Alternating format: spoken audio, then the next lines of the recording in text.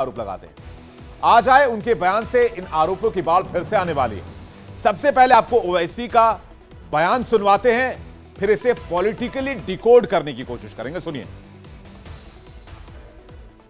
याद रखो मेरी इस बात को, एक दिन आएगा जब भारत की पार्लियामेंट में किसी मुसलमान का मॉब लिंचिंग हो जाएगा।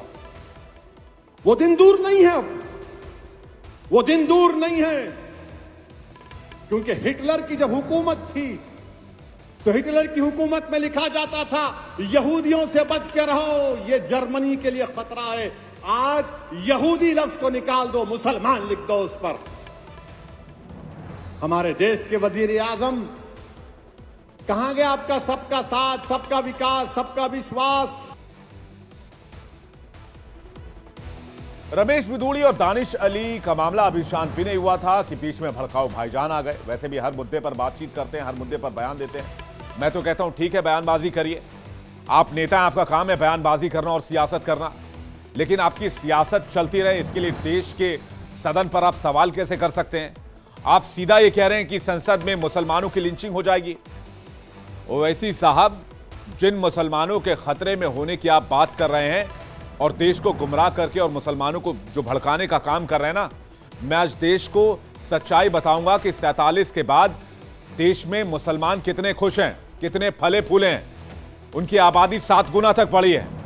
यानी आपके बयान की एक एक शब्द में आज देश को बताऊंगा। दोस्तों, मैं आपको बताऊंगा कि किस तरह से असदुद्दीन ओवैसी के ऐसे ही कई और बयान हैं। आपको सब कुछ दिखाएंगे, लेकिन ये साहब जब मीडिया के सामने होते हैं तो सेक्युलरिज्म और संविधान की बात करते हैं। जैसे ही माइक मिलता है तो मुसलमानों को डराने का काम शुरू कर देते हैं, विक्टिम कार्ड खेलने लग जाते हैं। अभी हाल में जब आधी आबादी को हक देने वाला महिला आरक्षण बिल नारी शक्ति वंदन लोकसभा में पेश हुआ तो अकेले ओवैसी और इनकी पार्टी के दूसरे सांसद, कुल मिलाकर 2 सांसदों ने बिल का विरोध किया था। महिलाओं को सशक्त बनाने वाले विधेयक के खिलाफ वोटिंग की थी।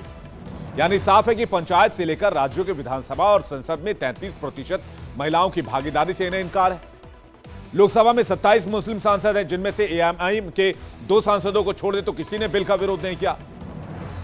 क्या उन्हें मुसलमानों की नहीं पड़ी है? महिला आरक्षण बिल के खिलाफ वोट देने का तर्क भी इन्होंने दिया था।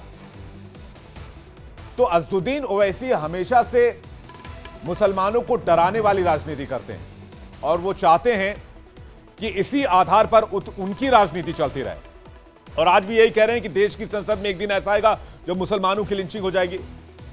मैं असदुद्दीन ओवैसी आपसे ये पूछना चाहता हूं कि इस दुनिया में अगर टॉप 5 मुसलमान मुल्कों की बात की जाए आबादी के लिहाज से तो नंबर 2-3 पर भारत का नंबर आता है।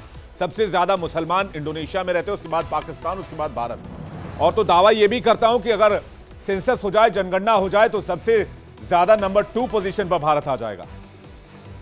असदुद्दीन ओवैसी, आप अपनी राजनीति का लाइन लेंथ चेंज कीजिए। जमाना बदल चुका है और मुसलमान भी जागरूक हो गए। इंडिया बोल रहा है मैं फिलहाल इतना ही। कल फिर मुलाकात होगी 8:50 पर दिन भर की बड़ी खबरों के साथ और तमाम अपडेट्स के साथ। ब्रेकिंग और अपडेटेड न्यूज देखने के लिए आप जुड़े रहिए हमारे साथ, देखते रहिए इंडिया डेली लाइव। वक्त एक ब्रेक का है, फौरन लौट